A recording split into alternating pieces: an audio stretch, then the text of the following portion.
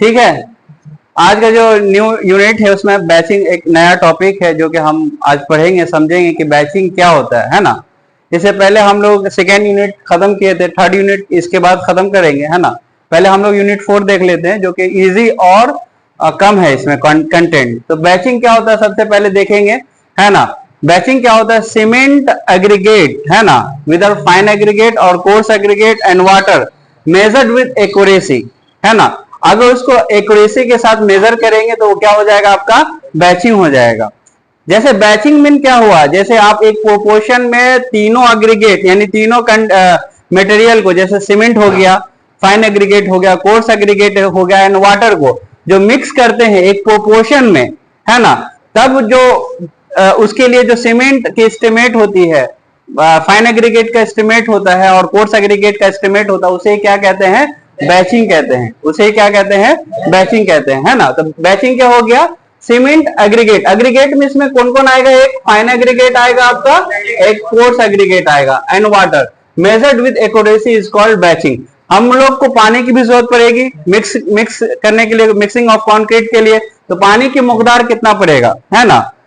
Cement का मकदार कितना पड़ेगा, क्वांटिटी कितना रहेगा, फाइन एग्रीगेट का क्वांटिटी कितना रहेगा एंड कोर्स एग्रीगेट का क्वांटिटी कितना रहेगा। इसी को जो एस्टिमेट करते हैं, इसी को क्या करते हैं? एस्टिमेट करते हैं। इसी तरीका को क्या बोलते हैं? बैचिंग कहते हैं। इसी को क्या बोलते हैं? बैचिंग बोलते हैं, ना। Batching of concrete estimate stand for method of estimating. क्या करना है? ये मेथड है एस्टिमेटिंग का and mixing the required ingredient with weight और volume according to mix design, है ना।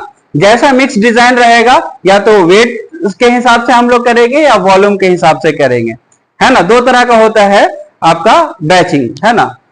बैचिंग जो जनरली करते हैं आपका किससे करते हैं? आपका वॉल्यूम से करते हैं, ना। वेट को ज्यादा जनरली यूज नहीं करते हैं, वॉल्यूम को जनरली ज्यादा यूज करते हैं, ठीक है। तो बैचिंग जो होता है आपका कितने टाइप्स का होता है, हम लोग टाइप्स देखेंगे। पहला जो होता है आपका क्या होता है? Volume batching. क्या होता है आपका? Volume batching. हाँ, दूसरा क्या होता है आपका? Weight batching. दूसरा क्या होता है आपका? Weight batching. Weight batching. Volumes के ये दो टाइप्स है ना। एक वॉल्यूम बैचिंग, बैचिंग के दो टाइप्स है, एक वॉल्यूम बैचिंग, एक वेट बैचिंग। वॉल्यूम बैचिंग ऐसा बैचिंग है जिसमें वॉल्यूम को कंसीडर करते हैं, जिसमें क्या करते हैं? मेजर्ड विथ वॉल्यूम, है ना। वॉल्यूम के जरिए जो मेजर करते हैं मटेरियल को, चाहे वो सैंड हो या फाइन एग्रीगेट हो, है ना, या सीमेंट हो, है ना, तो उसको क्या कहते हैं? वॉल्यूम बैचिंग कहते हैं। वॉल्यूम बैचिंग किस तरह करते हैं? बोलिए, एक गेज बॉक्स होता है, यहाँ तो टीन बोलते हैं ना, टीना वगैरह से जो है ना वॉल्यूम कंसीडर कर लेते हैं और उसके हिसाब से, उसके प्रोपोर्शन के हिसाब से हम लोग कंक्रीट का इंग्रेडिएंट लेते हैं, है ना। तो उसे क्या कहते हैं? वॉल्यूम बैचिंग करते हैं। उसे क्या कहते हैं? वॉल्यूम बैचिंग कहते हैं। वॉल्यूम बैचिंग के लिए क्या जरूरत पड़ता है आपका? बोलिए, बॉक्स, जो बॉक्स की जरूरत पड़ती है। क्या, कौन सा बॉक्स? Gauge box. इसको क्या बोलते हैं? Gauge box. ये मेजर्ड विद वॉल्यूम होता है। क्या होता है आपका? किसे मेजर करते हैं? मेजर्ड विथ वॉल्यूम, है ना। वॉल्यूम के जरिए जो मेजर करते हैं उसे क्या कहते हैं? वॉल्यूम बैचिंग कहते हैं, है ना। ये जो है आपका वॉल्यूम बैचिंग जनरली क्या, कहाँ यूज होता है? स्मॉल कंस्ट्रक्शन वर्क के लिए। कहाँ यूज होता है आपका? स्मॉल कंस्ट्रक्शन वर्क के लिए। और वही वेट बैचिंग कहाँ यूज होता है आपका? लार्ज कंस्ट्रक्शन वर्क के लिए, है ना। इंपॉर्टेंट कंस्ट्रक्शन वर्क के लिए, जहां ज्यादा इंपॉर्टेंस होता है ना, वहां आपका वेट बैचिंग का इस्तेमाल करते हैं, ठीक है। और लार्ज कंस्ट्रक्शन वगैरह में तो यहाँ क्या लिखेंगे? वॉल्यूम बैचिंग में स्मॉल कंस्ट्रक्शन, है ना। हाँ, स्मॉल कंस्ट्रक्शन के में जहां यूज होता है, स्मॉल कंस्ट्रक्शन वर्क के लिए जो यूज करते हैं, आप कौन सा यूज करते हैं? वॉल्यूम बैचिंग करते हैं। वेट बैचिंग में क्या कंसीडर करते हैं? बोलिए, इसमें सबसे पहले हम लोग वेट लेते हैं, ना। क्या लेते हैं? क्या कंसीडर करते हैं? मेजर्ड विथ वेट, है ना। वेट में क्या चीज से मेजर करते हैं? वेइंग बैलेंस से मेजर करते हैं, ना। तराजू जो वेइंग बैलेंस है ना, उसे मेजर जो करते हैं उसे क्या कहते हैं? Weight batching. Measured with weight, है ना। वेट, यहां पर हम लोग वेट मेजर कर रहे थे, है ना। यहाँ पर हम लोग वॉल्यूम मेजर कर रहे थे, यहाँ पर हम लोग क्या कर रहे हैं? वेट। यहाँ पर गेज बॉक्स का इस्तेमाल कर रहे थे क्योंकि वॉल्यूम तो नापना है ना, मेजर करना है। और यहाँ पर क्या करेंगे हम लोग? वेइंग बैलेंस करेंगे। यहाँ पर क्या करेंगे हम लोग? वेइंग बैलेंस के जरिए हम लोग मेजर करेंगे। और क्या होता है आपका, ये क्या होता है आपका लार्ज कंस्ट्रक्शन वर्क के लिए और important construction, large as well as important construction work के लिए, एंड इंपॉर्टेंट कंस्ट्रक्शन वर्क के लिए, इंपॉर्टेंट कंस्ट्रक्शन वर्क के लिए,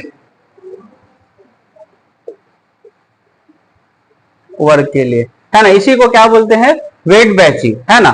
यहां पर भी डिटेल्स में हम लोग डिफरेंस जानेंगे, वॉल्यूम बैचिंग किसे कहते हैं, वेट बैचिंग किसे कहते हैं, ना। वॉल्यूम बैचिंग में क्या है, अप्रोक्सीमेट मेथड है जो कि आपके स्मॉल कंस्ट्रक्शन वर्क के लिए यूज होता है, अप्रोक्स वैल्यू लेते हैं। इसमें क्या लेते हैं, एक्यूरेट मेथड है। ये क्या है आपका वेट बैचिंग में एक्यूरेट मेथड। हम लोग जो कंक्रीट का ब्लॉक बनाए थे M20 M15 का, तो किस तरह हम लोग मेजर किए थे, वॉल्यूम बैचिंग किए थे या वेट बैचिंग किए थे, वेट बैचिंग किए थे, है ना। सीमेंट कितना लगा था 1 kg, फिर उसी हिसाब से अगर हम बनाएंगे, अगर M25 या M20 तो कैसे प्रोपोर्शन लेंगे, बोलिए बोलिए। अगर हम M25 को बनाते हैं तो क्या होता है आपका प्रोपोर्शन, नॉमिनल मिक्स क्या होता है आपका 1:1:2, है ना।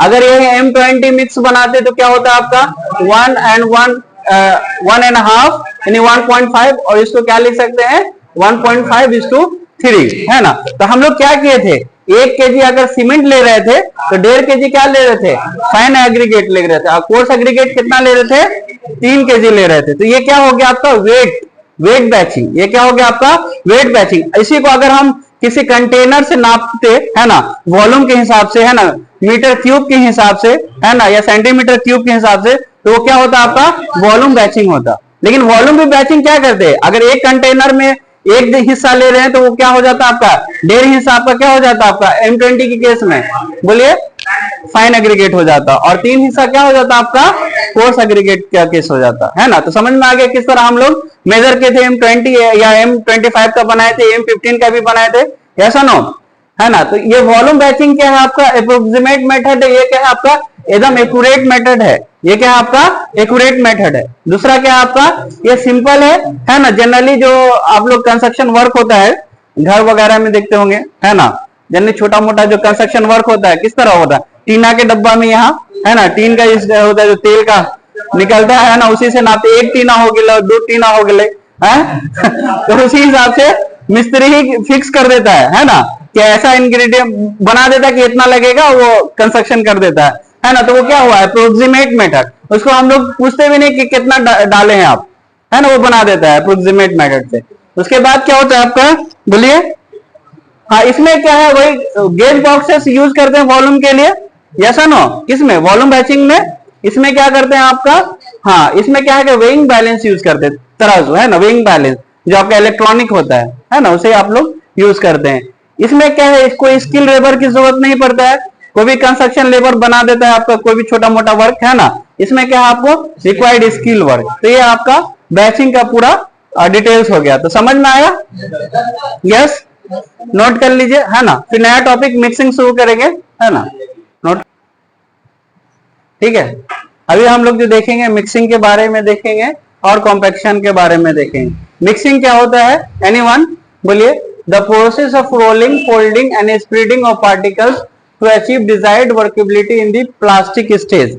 क्या हुआ इसका माने, यानी कि मिक्स क्या होता है, जो ऐसा प्रोसेस है जिसको रोलिंग यानी मटेरियल को क्या कर सकते हैं, रोलिंग, फोल्डिंग और स्प्रेडिंग, है ना, ताकर के डिजायर्ड शेप, ताकर के क्या होता है आपका डिजायर्ड वर्केबिलिटी हासिल कर सके, ताकि आपका डिजायर्ड वर्केबिलिटी हासिल कर सके, उसे क्या कहते हैं, मिक्सिंग कहते हैं। मिक्सिंग एक प्रोसेस, एक तरीका है ना, जिससे क्या होता है आपका मिक्सिंग में क्या हुआ आपका जो इंग्रेडिएंट है उसको क्या अच्छा से मिक्स हो जाए, है ना।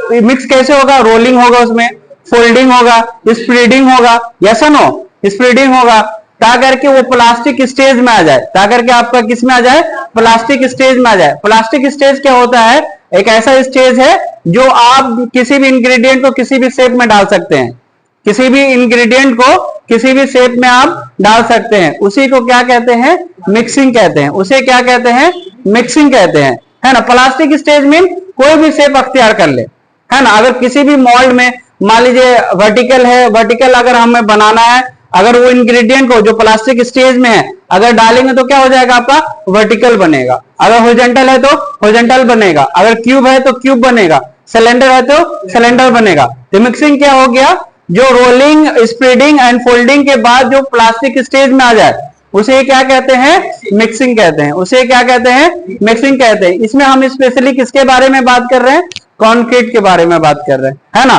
कंक्रीट का मिक्स किस तरह होता है उसके बारे में डिस्कस कर रहे हैं, है ना। जनरली मिक्सिंग टाइम कितना होना चाहिए, एज पर IS 456 यानी इंडियन स्टैंडर्ड 456 के हिसाब से जो कि कोड है 2 मिनट्स होना चाहिए। 2 मिनट्स में आपका प्रॉपर मिक्सिंग हो जाएगा। 2 मिनट्स में क्या हो जाएगा, आपका प्रॉपर मिक्सिंग हो जाएगा। लेकिन किससे, मशीन मिक्सिंग, है ना। किससे होगा, आपका मशीन मिक्सिंग, है ना। जनरली कितना होना चाहिए रेवोल्यूशन, 20 रेवोल्यूशन होना चाहिए पूरा, टू प्रोवाइड सफिशिएंट मिक्सिंग।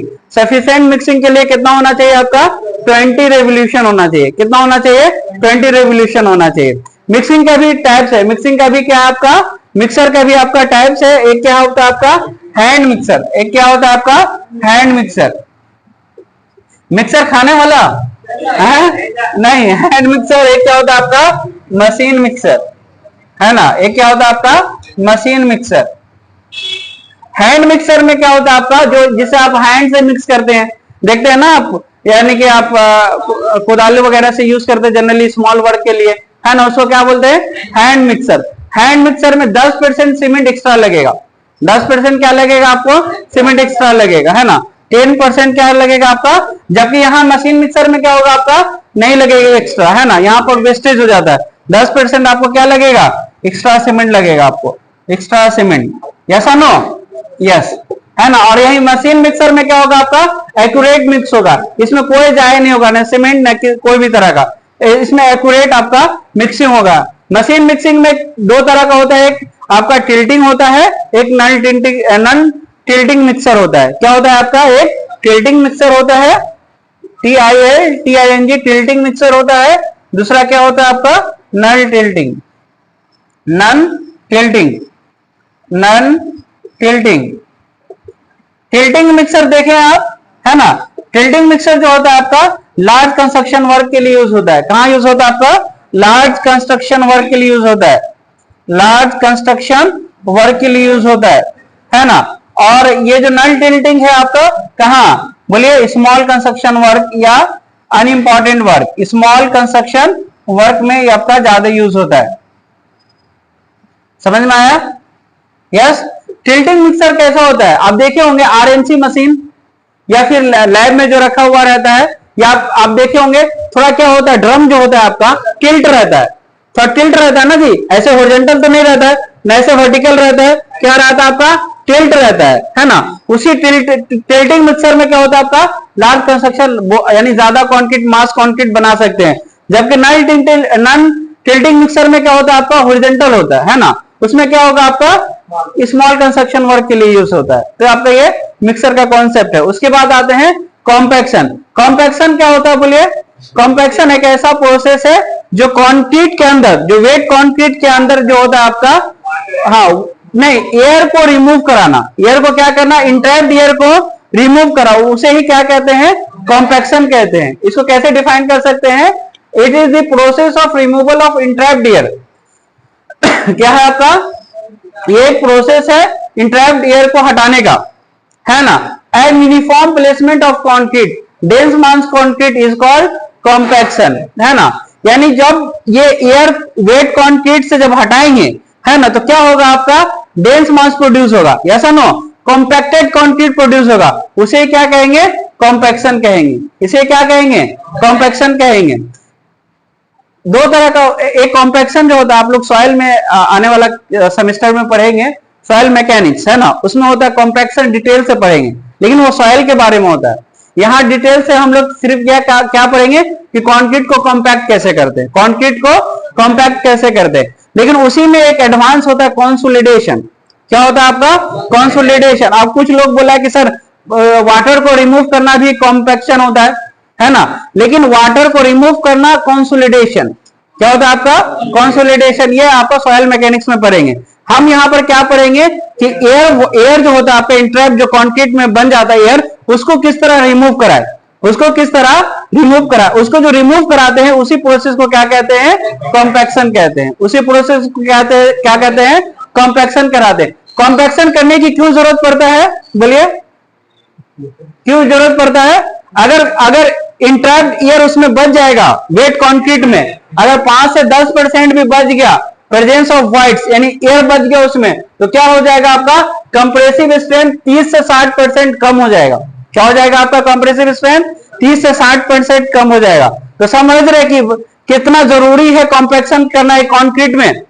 या सुनो, आपका बीम बन रहा है, आपका स्लैब बन रहा है, तो वहां पर क्या करना होगा? कॉम्पैक्शन करना होगा। क्या करना होगा? आपका कॉम्पैक्शन करना पड़ेगा। अगर थोड़ा भी वाइड बच गया तो क्या हुआ? कितना स्ट्रेंथ कम हो जाएगा? कितना स्ट्रेंथ कम हो जाएगा? अगर 5% अगर बच गया एयर तो कितना बच जाएगा आपका? 30%। अगर 10% बच गया तो कितना बचेगा आपका? 60% कम हो जाएगा कंप्रेसिव स्ट्रेंथ। इसलिए क्या हो, कॉम्पैक्शन कराना बहुत जरूरी होता है। जनरली जो साइट पर आप कंस्ट्रक्शन देते होंगे, मिस्त्री सब बचने के लिए क्या करता है? साइट पर कॉम्पैक्शन नहीं कराता है ना, सिर्फ ऐसे डंडा मार देता है और बोलता है कॉम्पैक्शन हो गया। इस तरह नहीं, बल्कि वाइब्रेटर का यूज करना होता है। किस तरह यूज होता है आपका? वाइब्रेटर का। वाइब्रेटर भी कई तरह का होता है। एक होता है आपका सरफेस वाइब्रेटर, जिसको क्या बोलते हैं? स्क्रीड बोर्ड वाइब्रेटर भी होते हैं। ये कहाँ यूज होता है? बोलिए। सरफेस पर। कहाँ होता है आपका? सरफेस पर होता है। जैसे आपका रोड का रिजिड पेमेंट बन रहा हो या स्लैब हो लंबा, है ना, बड़ा स्लैब ढाल रहे हैं, तो क्या होता है आपका, या खास करके रोड पेमेंट के लिए, रिजिड पेमेंट के लिए कौन सा यूज करते हैं? Surface vibrator. कैसा होता है आपका? लंबा, यानी कुछ इस तरह का होता है, और मशीन चालू किया उसको वाइब्रेट करता हुआ आपको स्मूथ सरफेस देता है। क्या देता है आपका? स्मूथ सरफेस, फिनिश सरफेस, और आपका जो भी इंट्रैप्ड एयर है वो क्या करता है? रिमूव कर देता है, एलिमिनेट कर देता है ना। उसी तो आपका सरफेस वाइब्रेटर समझ में आया, है ना। उसके बाद देखते हैं आपका एक्सटर्नल फॉर्म वाइब्रेटर। ये कहाँ यूज होता है? ये ऐसी जगह पर यूज होता है जहां देखे होंगे कॉम्प्लेक्स, है ना, यानी वेरी डेंस कंक्रीट हो, है ना, जहां पर जाने का वाइब्रेटर पॉसिबिलिटी नहीं है ना, पूरा डेंस है। और रेनफोर्स भी क्या है आपका? बहुत क्या है आपका? रेनफोर्स भी क्या? हेवीली रेनफोर्स है, और सेक्शन भी आपका थीन है। तो उस केस में हम लोग कौन सा यूज करेंगे? External form vibrator. आप देखे होंगे न्यूक्लियर प्लांट बन रहा हो, बड़ा बड़ा स्ट्रक्चर बन रहा हो, उसमें क्या होता है? स्टील रॉड जो होता है बहुत, यानी कम जगह में, यानी सटा हुआ होता है, कम स्पेस होता है। दोनों स्टील बार में क्या होता है आपका? कम स्पेस होता है। उस केस में तो कंक्रीट में वाइब्रेटर कैसे जाएगा? कंक्रीट ही जाना मुश्किल होता है ना, तो वाइब्रेटर कैसे जाएगा? उस केस में हम लोग कौन सा यूज करेंगे? एक्सटर्नल फॉर्म वाइब्रेटर यूज करेंगे। कौन सा यूज करेंगे?